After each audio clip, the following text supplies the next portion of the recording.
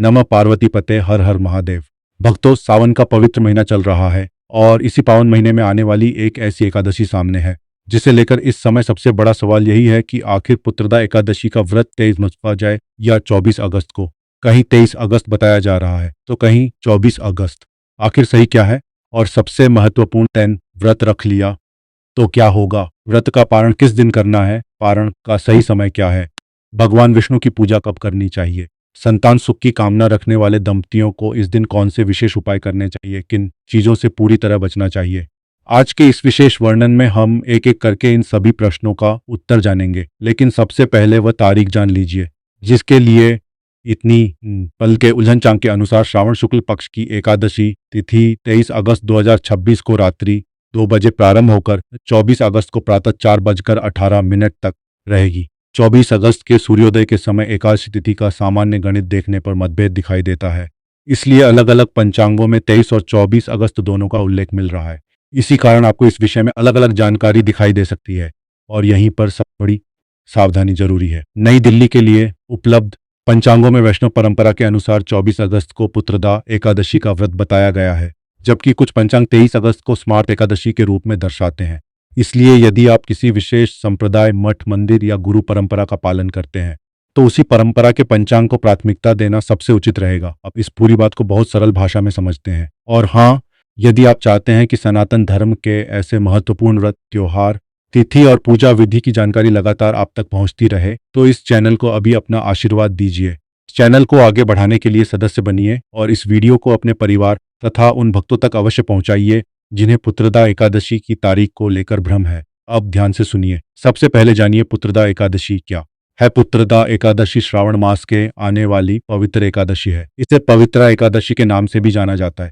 यह एकादशी भगवान विष्णु को समर्पित मानी जाती है। धार्मिक मान्यताओं में पुत्रदा एकादशी को संतान सुख, संतान की मंगल कामना और परिवार की सुख शांति से जोड़ा गया है। यहाँ एक बात समझना बहुत आवश्यक है। पुत्रदा का अर्थ केवल पुत्र प्राप्ति तक सीमित करके नहीं देखना चाहिए। आज के समय में इस व्रत की भावना को संतान के सुख, स्वास्थ्य, सद्गुण, उज्जवल भविष्य और परिवार की मंगल कामना रूप में भी समझा जाता है। अर्थात माता पिता भगवान विष्णु के सामने अपनी संतान के लिए मंगल प्रार्थना कर सकते हैं और जिन दंपतियों को संतान प्राप्ति की इच्छा है वे भी श्रद्धा से भगवान विष्णु और माता लक्ष्मी का पूजन करते हैं। लेकिन ध्यान रखिए, व्रत किसी इच्छा की गारंटी नहीं है।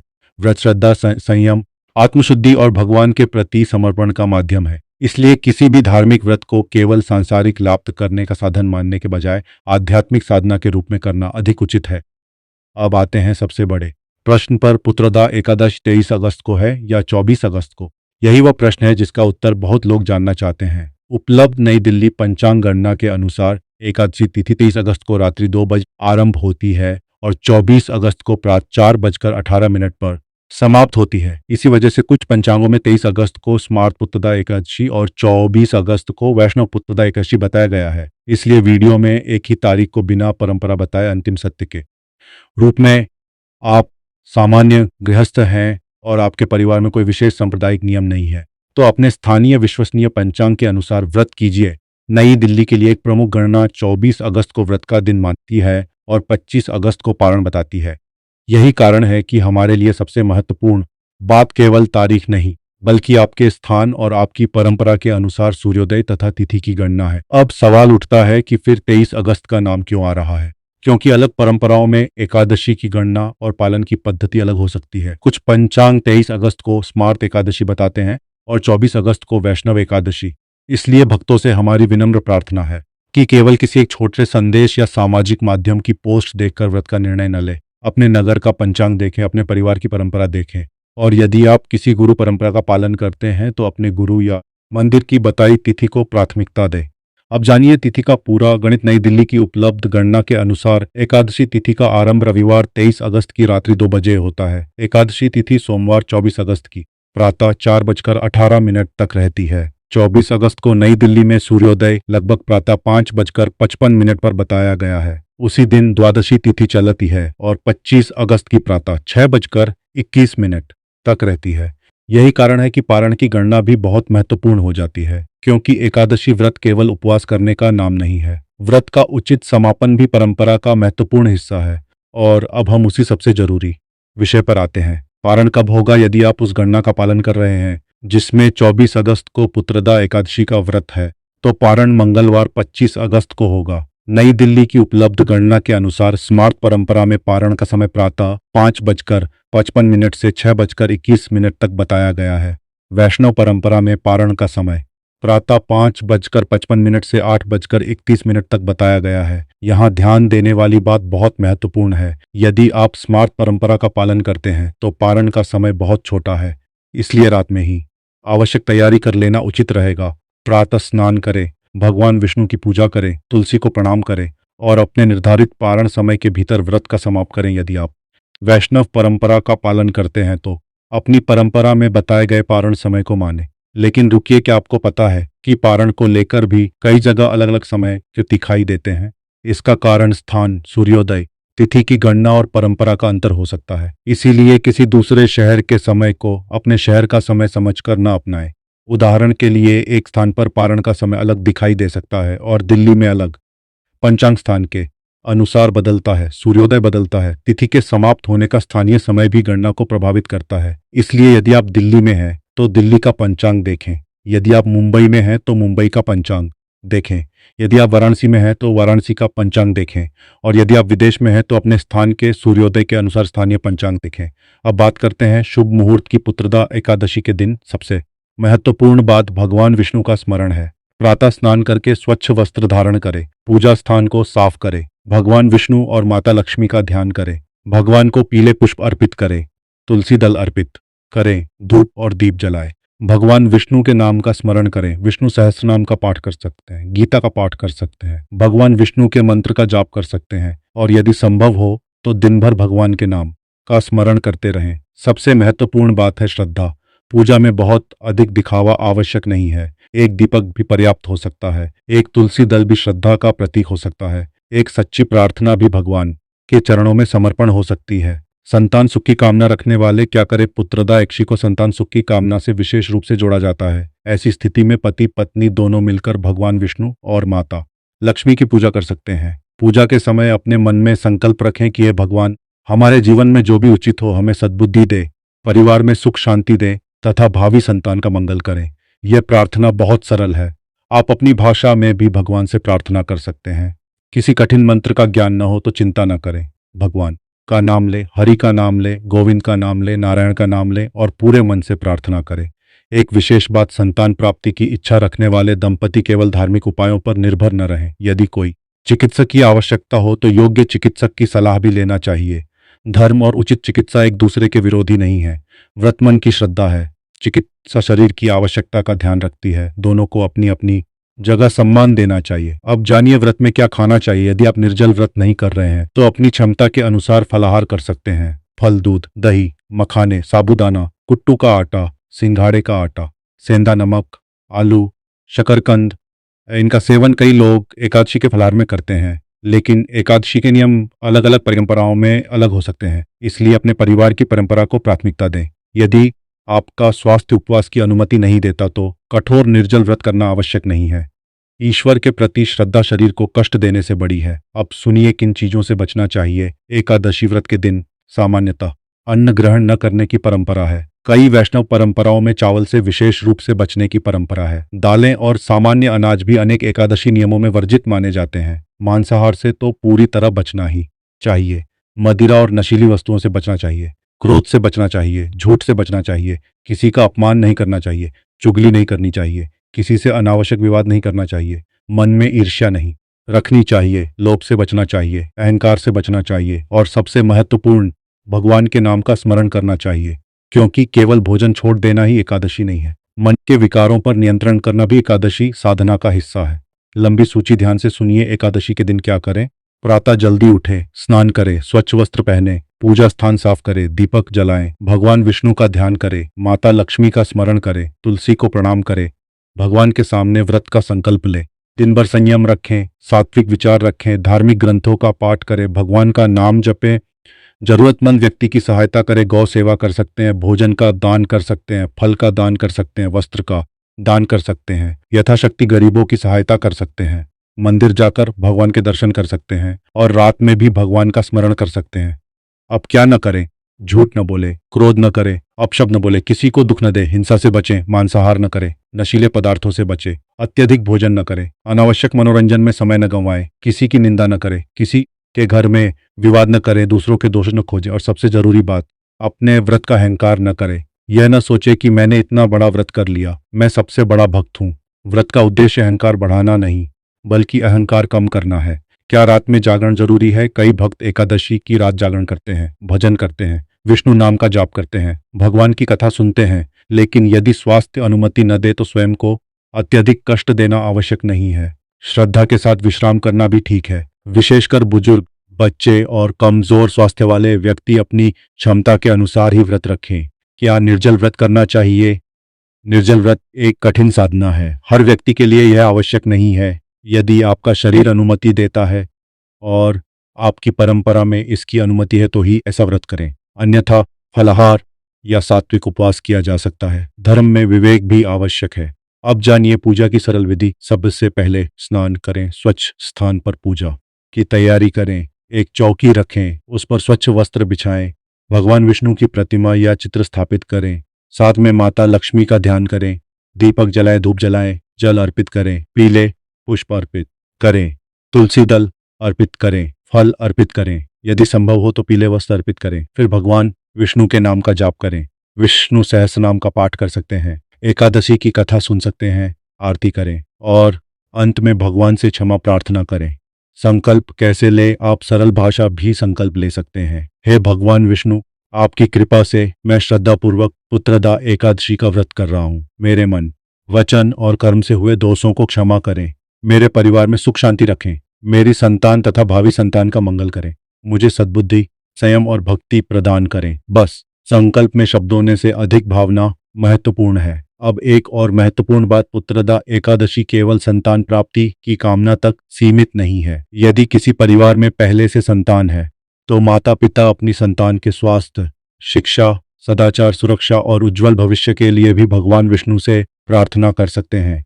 अपने बच्चों के लिए भगवान के सामने दीपक जलाएं, उनके सिर पर हाथ रखकर आशीर्वाद दें और बच्चों को भी सत्य, दया और धर्म के मार्ग पर चलने की शिक्षा दें। यही पुत्रदा एकादशी की भावना को जीवन में उतारने का सुंदर तरीका हो सकता है। अब सुनिए एक बहुत जरूरी चेतावनी। सोशल माध्यमों पर अक्सर ऐसे संदेश फैलते हैं कि इस एकादशी को कोई एक विशेष काम करने से निश्चित रूप से संतान प्राप्त हो जाएगी या कोई एक वस्तु भगवान को चढ़ाने से निश्चित परिणाम मिलेगा। संवेदाओं को बिना प्रमाण के सत्य न माने, धार्मिक मान्यताओं का सम्मान करें, लेकिन अंधविश्वास से बचें। व्रत श्रद्धा से करें, उपाय श्रद्धा से करें, लेकिन किसी को धन देकर चमत्कार का दावा करने वाले लोगों से सावधान रहें। भगवान की भक्ति के लिए किसी दलाल की आवश्यकता नहीं होती। अब आते हैं विशेष उपायों पर। पहला उपाय, शिशि के दिन भगवान विष्णु को तुलसी दल अर्पित करें। दूसरा उपाय, पीले पुष्प अर्पित करें। तीसरा उपाय, भगवान विष्णु के नाम का जाप करें। चौथा उपाय, जरूरतमंद व्यक्ति को भोजन कराएं।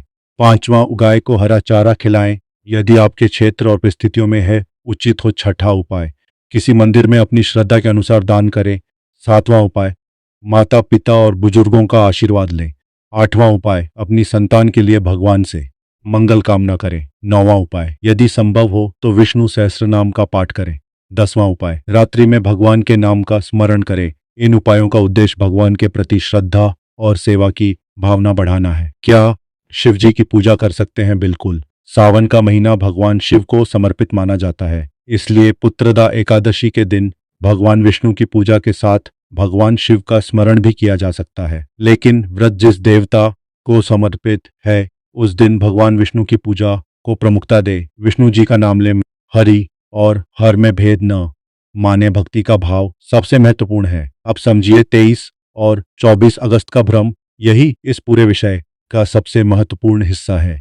एक गणना में 23 अगस्त को स्मार्त एकादशी और 24 अगस्त को वैष्णव एकादशी बताया गया है। वहीं नई दिल्ली की एक अन्य विस्तृत गणना 24 अगस्त को दोनों परंपराओं के लिए व्रत का दिन बताती है और 25 अगस्त को पारण का समय देती है। इसलिए आपको इंटरनेट पर दो अलग तारीखें दिखाई देना अपने आप में आश्चर्य की बात नहीं है।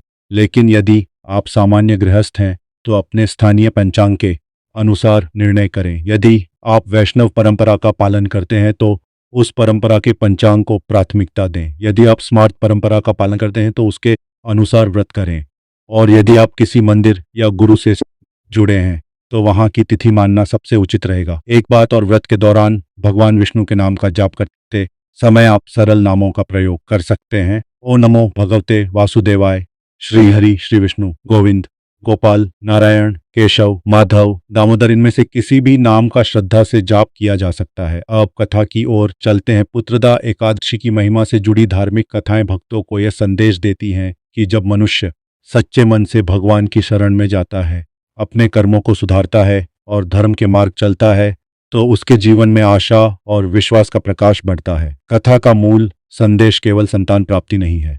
इसका संदेश है कि राजा हो या सामान्य व्यक्ति, परिवार हो या अकेला मनुष्य, हर किसी को भगवान की शरण में जाकर अपने कर्मों को सुधारना चाहिए। भक्ति केवल मांगने का नाम नहीं, भक्ति भगवान के सामने अपना अहंकार छोड़ने का नाम है।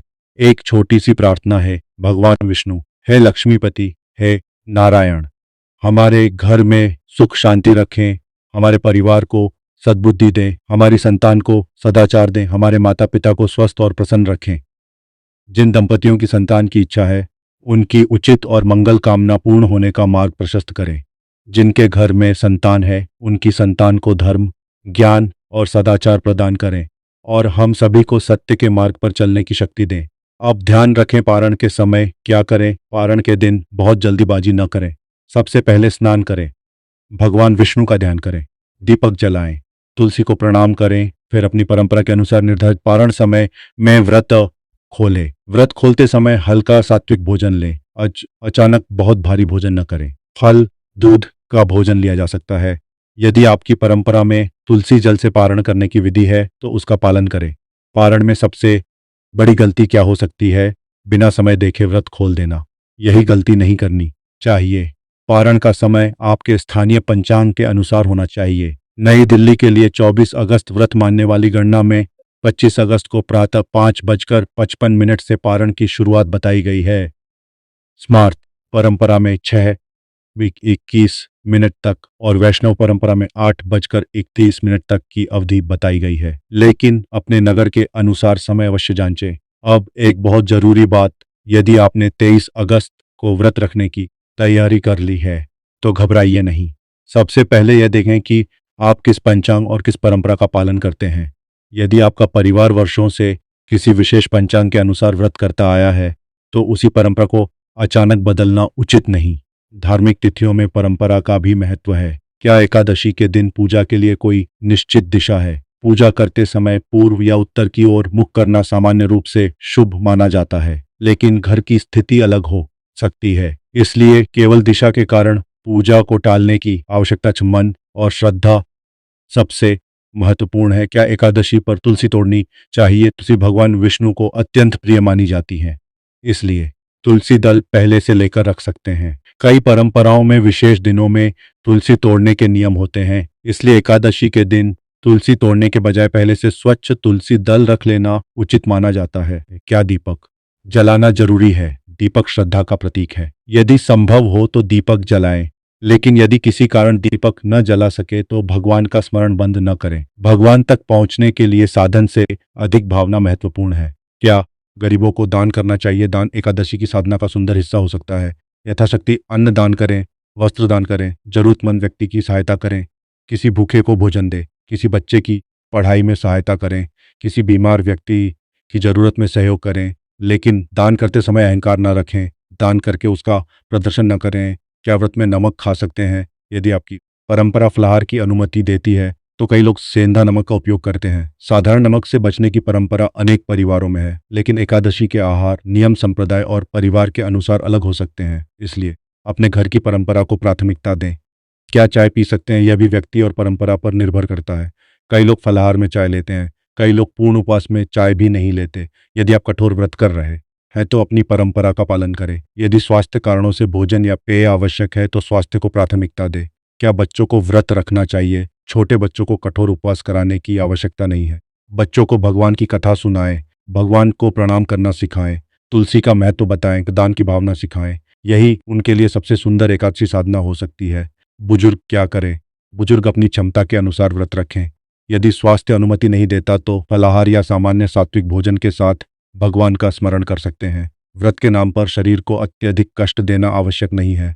गर्भवती महिलाओं के लिए गर्भावस्था में कठोर उपवास करने से पहले चिकित्सकीय सलाह आवश्यक है। ऐसी अवस्था में धार्मिक भावना बनाए रखते हुए स्वास्थ्य के अनुसार पूजा और प्रार्थना करना अधिक उचित है। अब फिर से तारीख पर लौटते हैं तो भक्तों, इस पूरे विषय का सार क्या है? नई दिल्ली के उपलब्ध विस्तृत पंचांग के अनुसार एकादशी तिथि 23 अगस्त को रात्रि 2 बजे से 24 अगस्त को 4:18 तक है। कुछ पंचांग 23 को स्मार्त, 24 अगस्त को वैष्णव व्रत बताते हैं। वहीं नई दिल्ली की एक विस्तृत गणना 24 अगस्त को व्रत और 25 अगस्त को पारण बताती है। इसलिए अपने स्थानीय पंचांग और परंपरा के अनुसार व्रत कीजिए। यही सबसे सुरक्षित और धार्मिक रूप से उचित तरीका है। अब एक छोटा सा प्रश्न आपके लिए, आपके शहर में पुत्रदा एकादशी का व्रत किस तारीख को बताया गया है? 23 अगस्त या 24 अगस्त? नीचे अपनी जगह का नाम लिखकर बताइए। आप दिल्ली से हैं तो दिल्ली लिखिए, लखनऊ से हैं तो लखनऊ लिखिए, वाराणसी से हैं तो वाराणसी लिखिए, तो जयपुर लिखिए, मुंबई से हैं तो मुंबई लिखिए। इससे दूसरे भक्तों को भी अपने शहर की जानकारी मिल सकेगी। और यदि आपको इस वीडियो में दी गई जानकारी उपयोगी लगी हो तो इसे अपने परिवार के उस सदस्य तक जरूर भेजिए जो हर साल एकादशी का व्रत करता है।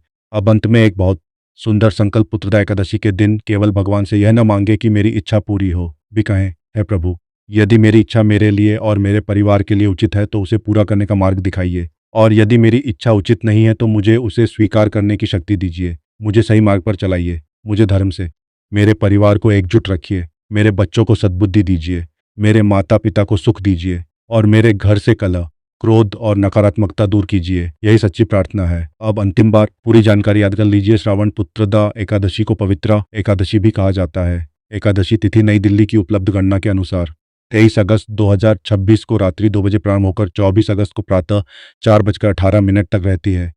23 और 24 अगस्त को लेकर अलग पंचांगों में अंतर दिखाई देता है। कुछ पंचांग 23 अगस्त को स्मार्त और 24 अगस्त को वैष्णव व्रत बताते हैं। नई दिल्ली की एक विस्तृत गणना 24 अगस्त को व्रत का दिन और 25 अगस्त को पारण बताती है। स्मार्त गणना में 25 अगस्त को प्रातः 5:55 से 6:21 तक पारण बताया गया है। वैष्णव गणना में 25 अगस्त को प्रातः 5:55 से 8:31 तक पारण बताया गया है। लेकिन अपने स्थान और परंपरा के अनुसार समय अवश्य मिलाएं। और अब आपसे अंतिम निवेदन, यदि आप भगवान विष्णु में श्रद्धा रखते हैं तो नीचे केवल इतना लिखिए, श्री हरि। यदि आप चाहते हैं कि आपके परिवार में सुख शांति बनी रहे तो लिखिए, श्री हरि कृपा करें। यदि आप संतान के मंगल के लिए प्रार्थना कर रहे हैं तो लिखिए, संतान पर श्री हरि की कृपा हो। और यदि आपके घर में कोई व्यक्ति पुत्रदा एकादशी का व्रत रखने वाला है तो इस वीडियो को उसके साथ अवश्य साझा करें, क्योंकि हो सकता है कि आपके द्वारा भेजी गई यह जानकारी किसी परिवार को सही तिथि समझने में सहायता कर दे। लेकिन ध्यान रहे, अंतिम निर्णय अपने स्थानीय विश्वसनीय पंचांग और अपनी धार्मिक परंपरा के अनुसार ही करें। भगवान विष्णु आप सभी पर अपनी कृपा बनाए रखें। माता लक्ष्मी आपके घर में सुख, शांति और समृद्धि प्रदान करें। आपके परिवार में प्रेम बना रहे। आपकी संतान स्वस्थ, प्रसन्न और संस्कारी बने। और जिन दंपतियों के मन में संतान सुख की पवित्र इच्छा है, भगवान उन्हें धैर्य, सद्बुद्धि और उचित मार्ग प्रदान करे। इसी मंगल कामना के साथ नमः पार्वती पते, हर हर महादेव। श्री हरि विष्णु भगवान की जय, माता लक्ष्मी की जय, पुत्रदा एकादशी महारानी की जय, सनातन धर्म की जय।